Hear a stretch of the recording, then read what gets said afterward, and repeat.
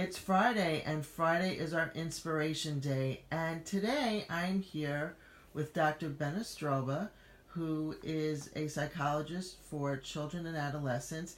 And I thought, given what happened over last weekend in Pittsburgh, I've talked to many of my friends and other people, and they're struggling with how to talk to their children about the events, both from a anti-Semitic kind of point of view, and also to assure their children that everything's okay.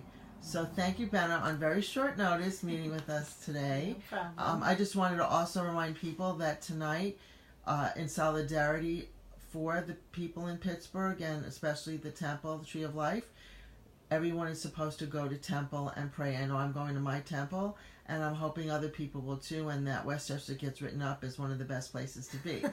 So just thought I'd add that. So I know you and I have spoken about the fact that the way we would talk to children at different ages would be different about this. So can you share with us, maybe you had mentioned elementary school and then middle school and then of course teenagers, how you would speak to children about the events that occurred last weekend?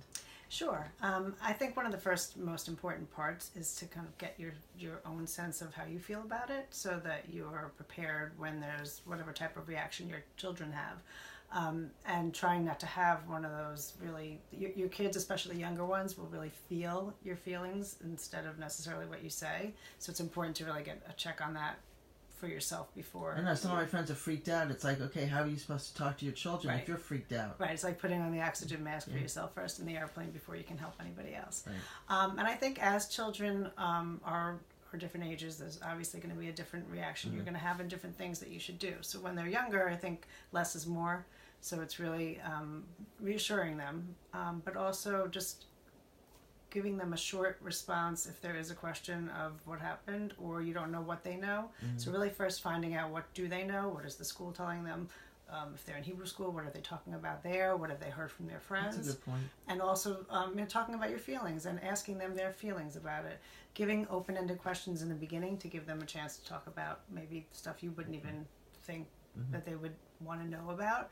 And then, like I said, as they're younger, giving shorter responses. So a bad man hurt some people in a temple or in Pittsburgh, however you want to word it, and kind of take it from there. And they don't need to really be watching all the news on TV, so be careful of that. If you're watching it when they're younger, they don't need to see all the details. And really mainly reassuring them and validating their feelings and letting them know that they're safe and that you're going to keep them safe. And this, even though it doesn't seem like a rare occurrence, it really is rare. It doesn't. It's not happening all over all the time, but it does bring up the feelings. So that's for younger kids. As your kids get older, obviously they're going to know more. They're going to hear more. They're going to want to know more. They're going to. You also again need to kind of read the room, know what they're hearing, and what do they think about it. And also being able to have that back and forth. And if you're in a room talking with other adults about it, let them hear and then see if they do want to add something, or if not, that's okay too. But I think one of the main things also, again, is to just reassure them that that they are safe and that everything is okay and life goes on too. I think one of the important things too for any age is to do something. Don't just kind of go into your little hole or not talk about it or not think about it.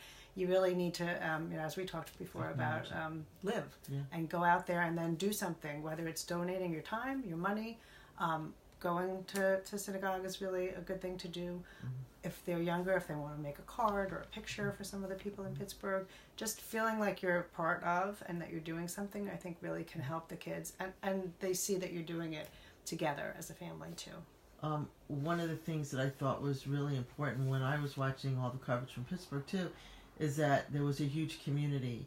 And the community not only included Jews, it included all denominations, which I thought, how wonderful that is, that everyone's supporting each other irrespective of religion, and that when you take on one religion, you're taking on the whole community, which I thought was really special.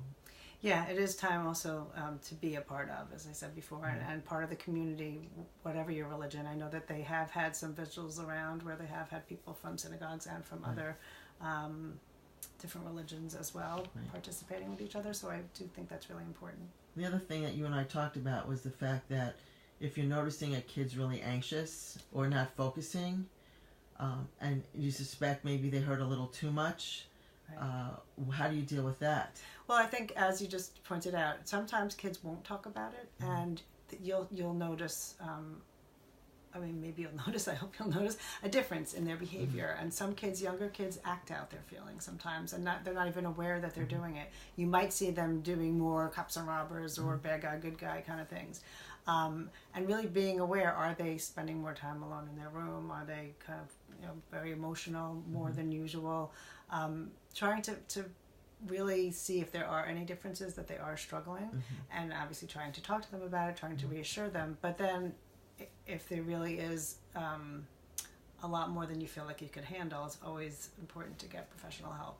Right. Like someone like you. No, like someone like me, exactly. Well, thank you so much again on this very short notice for providing us with some input.